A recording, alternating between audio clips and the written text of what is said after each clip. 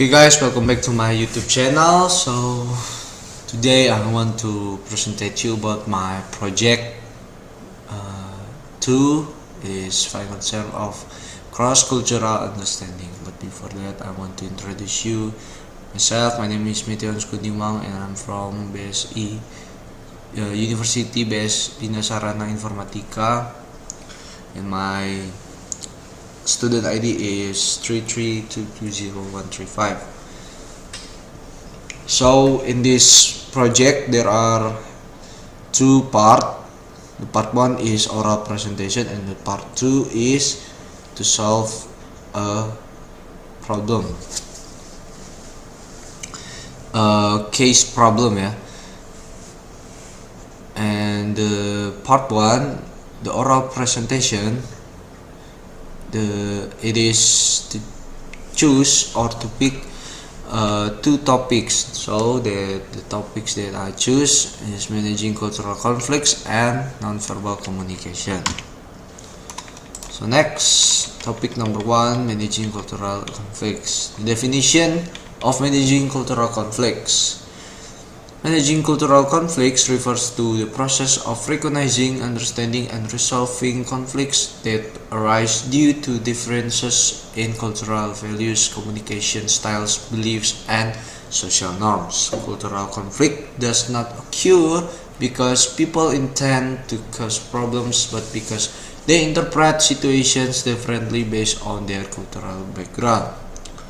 According to some of our Porter and McDaniel in 2017, cultural conflicts often emerge when individuals from different cultures apply their own cultural rules to others without realizing those rules are not universal. Why cultural conflict happen? Kenapa cultural conflict itu bisa terjadi?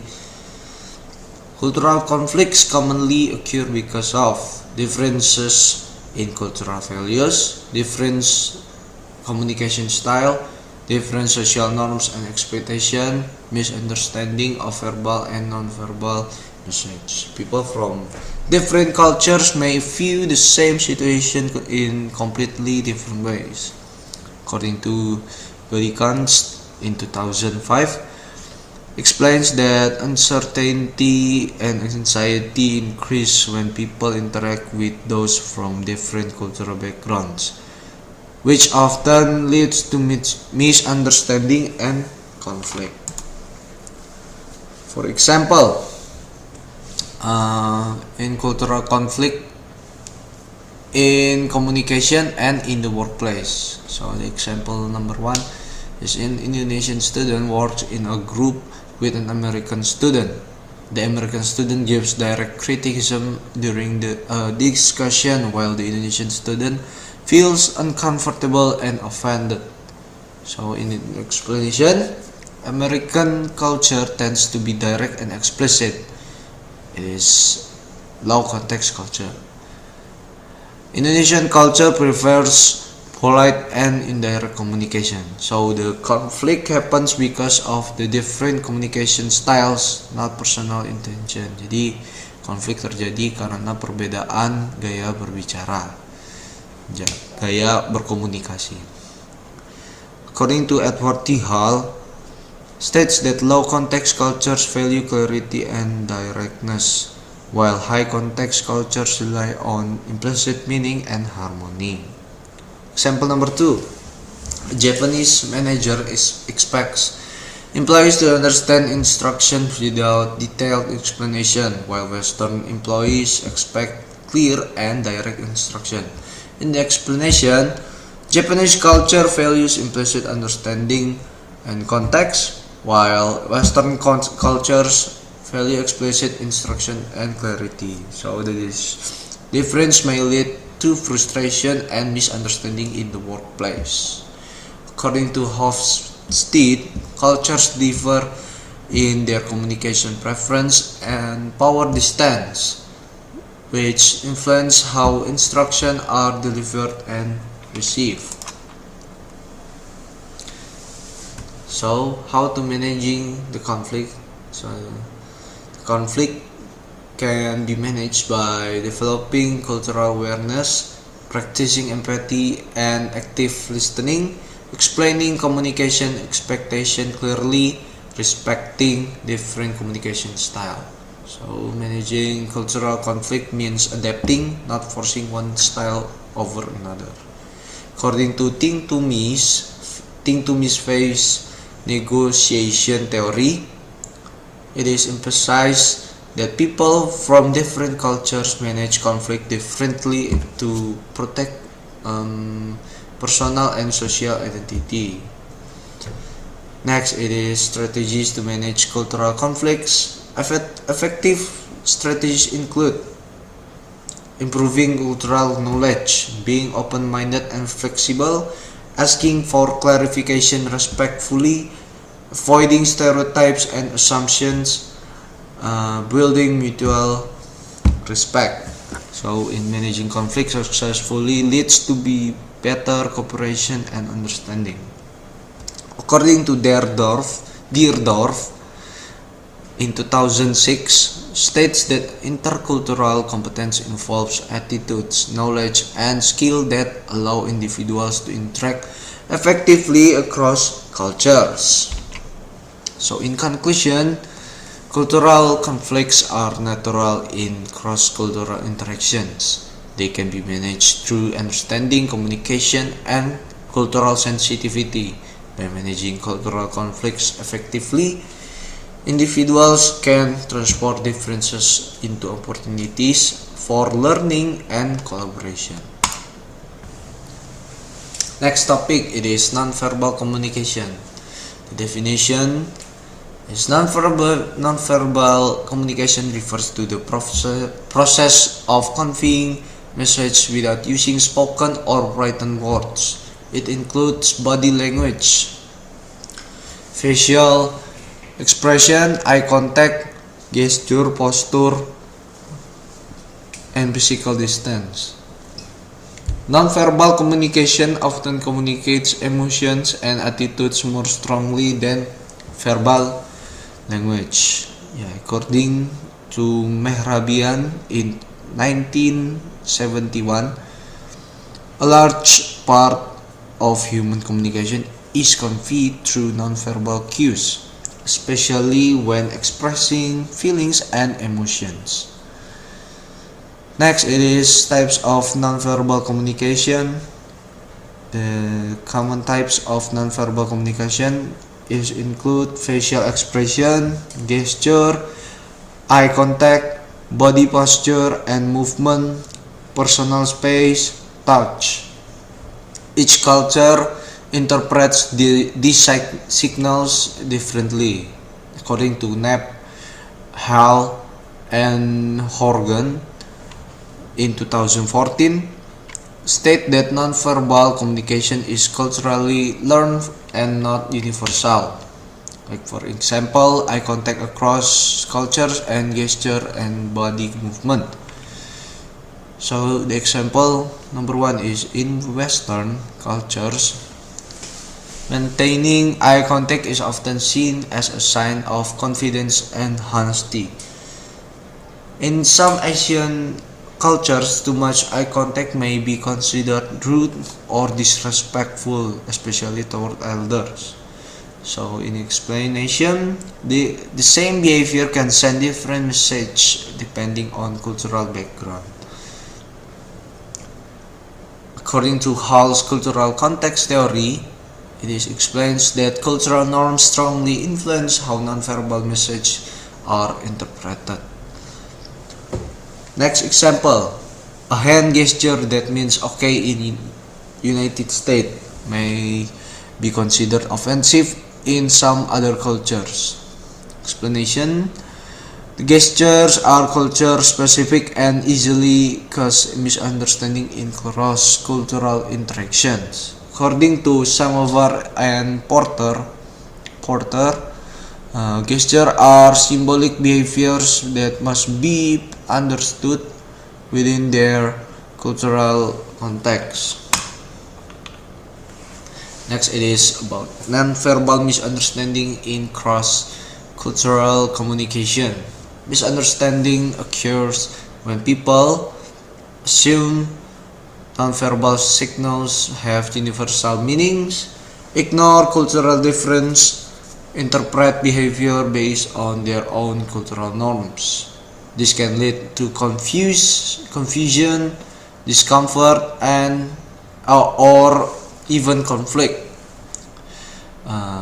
According to Gadikans, explains that misinterpretation of nonverbal cues increase uncertainty in intercultural communication. Okay. So next, it is the importance of nonverbal communication. Nonverbal communication is important because it supports or contradicts verbal message. It expresses emotion and attitudes. It helps build trust and relationships. It plays a major role in first impression. Understanding nonverbal cues improves intercultural communication. According to Bert Wiesel, suggests that body language is a learned cultural behavior, not instinctive. Yeah. So in conclusion, nonverbal communication is a powerful element of cross-cultural interaction because meanings vary across cultures. Awareness and sensitivity are essential. By understanding nonverbal differences, individuals can reduce misunderstanding and communicate more effectively across cultures. So the part 2 is the case study. There are 3 case study that So the first case study is stereotype of Chinese Indonesian. The task it have 4 tasks. Number 1 is what type of stereotype is pretended in this case. The answer is the stereotype presented in this case is a positive stereotype, but it also functions as a general cultural assumption. It is called a positive stereotype because Chinese Indonesians are often assumed to be good at mathematics and business. However, this stereotype is problematic because it generalizes abilities based solely on ethnic background. Number 2, negative impacts of stereotype on Chen Chen. The stereotype has several negative impacts on Chen Chen.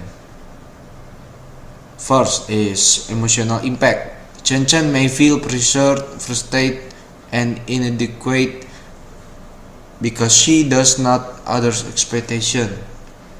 Second is social impact. People may judge her unfairly or underestimate her abilities in other areas. Third, academic impact. She may feel discouraged or anxious in subjects related to numbers. And the fourth is cultural impact. Her personal identity is overshadowed by her ethnic identity. So next task is, are there any positive impacts of this stereotype? Although the stereotype is considered positive, it does not really benefit Chen Chen. Any so-called positive impact is superficial and does not reflect her real interest or abilities. So overall, the stereotype is harmful because it creates unrealistic expectation, limit personal identity, and reduce individual to ethnic labels. Next task, it is what specific stereotype is highlighted in this case. Specific stereotype is that Chinese Indonesia are naturally skilled in mathematics and business. This stereotype influences how people perceive Chen Chen by assuming her abilities without knowing her personally, ignoring her individual talents and interests, and treating her as representation of a group rather than as an individual. So that is case study number 1. Next is the case study number 2. It is the summary. So the summary is Mr. Alan Fox and Mr. Wilking explained that culture plays a central role in shaping how people think, communicate, and behave in everyday interaction. Culture is not only about tradition or customs, but also about values, beliefs, and communication patterns that are learned through social experience. One important point from the presentation is that people from different cultures may interpret the same message in different ways. This happens because culture influences perception, meaning, and acceptation. As a result, misunderstanding often occur in cross-cultural communication when individuals assume their cultural norms are universal. They also emphasize that effective communication requires cultural awareness. Understanding cultural differences help individuals reduce misinterpretation, avoid stereotypes, and build respectful relationships. Instead of judging differences as right or wrong, people should view them as different ways of understanding the world. Another key idea is that intercultural competence is a skill that can be developed. It involves being open-minded, adaptable, and willing to learn from cultural differences. By improving cultural sensitivity, individuals can communicate more confidently and appropriately in international or multicultural settings. The presentation highlights that culture strongly influences communication, and successful cross-cultural interaction depends on awareness, respect, and continuous learning. Next case study, it is body language misunderstanding. There are 4 tests. So test number 1, it is how does the situation show that body language can lead to culture shock?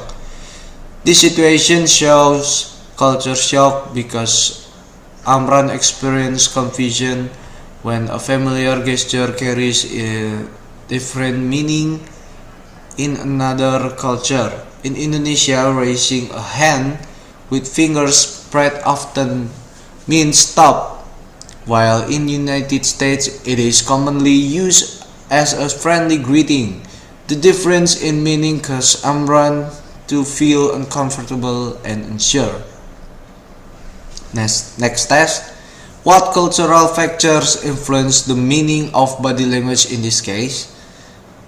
Cultural factors as first is social norms, communication style, and cultural learning. It is influence how body language is interpreted. The same gesture can send 2 completely different messages depending on cultural background. Next test. What negative effect might this understanding have on Amran's interactions with others? The misunderstanding may cause anxiety and embarrassment, fear of making mistakes, social hesitation, and reduced confidence in communication. These effects can limit Amran's willingness to interact with others. So last test. What problem-solving strategies can help Amran handle this situation? To handle this situation, Amran can politely ask for clarification, observe how local people use gestures, learn common nonverbal cues in American culture, and practice cultural awareness and openness. So I guess that's my presentation about the final term project in cross-cultural understanding, and thank you for watching.